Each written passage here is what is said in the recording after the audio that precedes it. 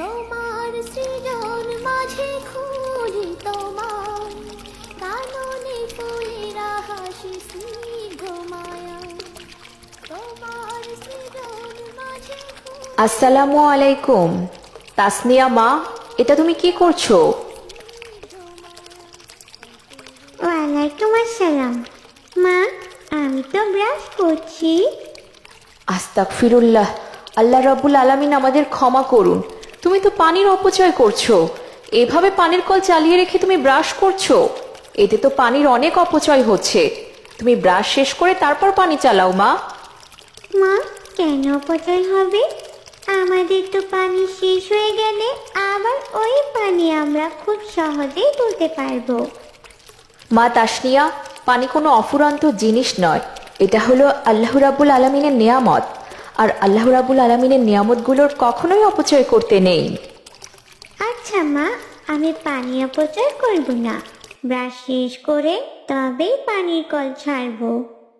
মাশাল্লাহ, আমি গেলাম। তাড়াতাড়ি ব্রাশ করে খাবার খেতে এসো মা।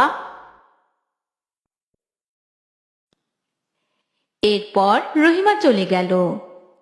মা চলে গেছে, এখন আমি আবারও পানি চালিয়ে ব্রাশ করব, বেশ মজা হবে।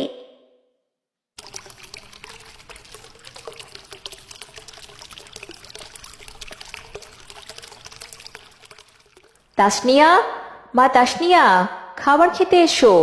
খাবারগুলো সে কখন থেকে বেড়ে রেখেছি। এই তো মা, আমি চলে এসেছি। মা, বাবা কখন আসবে? আজকেই তো বাবার কাজ শেষ করে ফেরার কথা, তাই না? হ্যাঁ মা, একটু পরে তোমার বাবা চলে আসবেন। তুমি দ্রুত হাত ধুয়ে বিসমিল্লা বলে খাবার খাও। মা, আমি হাত ধুয়েছি আর বিসমিল্লাহ পড়েছি। এখন খাবার খেতে দাও তো। আমি জানি মেয়েটা হাত ধুইনি, মিথ্যা বলছে, কিন্তু এখন ওকে কিছুই বলা যাবে না, কারণ বললেই রেগে মেগে খাবার খাবে না। হে খোদা, তুমি আমার কন্যাকে সবকিছু বোঝার তৌফিক দান করো, ওর উপর হেদায়েত বর্ষিত করো।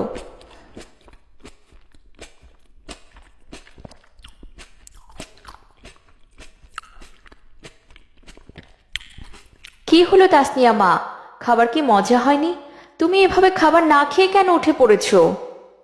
আমার খাবার খাওয়া শেষ মা, আর খাবারগুলো বেশ মজাই হয়েছিল। আমি আর খাবো না। কিন্তু মা। এই তো বাবা চলে এসেছে, আমি যাই। বাবা আমার জন্য নিশ্চয়ই অনেক খেলনা এনেছে। বাহারি শোভা পাহাড়ি। আসসালামু আলাইকুম, কেমন আছেন বাবা? ওয়ালাইকুম আসসালাম। আলহামদুলিল্লাহ। তুমি কেমন আছো? তোমার মা কোথায়? আমিও ভালো আছি বাবা। মা তো খাবার টেবিলে। ও আচ্ছা, আমার অনেক খিদে পেয়েছে। আমি হাত মুখ ধুয়ে খাবার টেবিলে আসছি।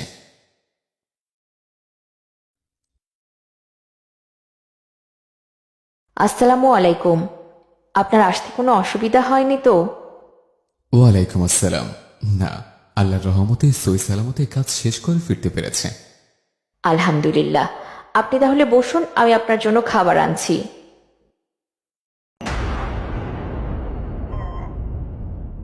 আস্তাগফিরুল্লাহ, এত খাবার কে নষ্ট করেছে রহিমা?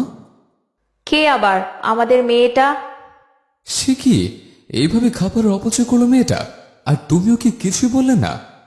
কি বলবো, মেয়েটা কোনো কথাই শুনতে চায় না।